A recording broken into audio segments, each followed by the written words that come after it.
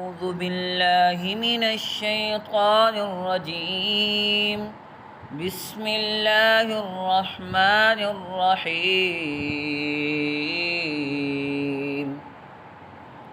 يا بني إسرائيل اذكروا نعمتي التي أنعمت عليكم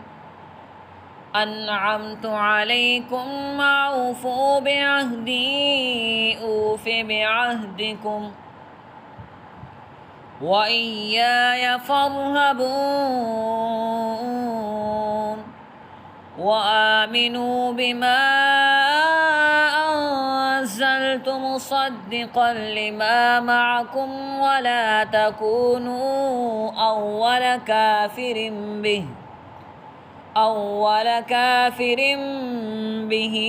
ولا تشتروا بآياتي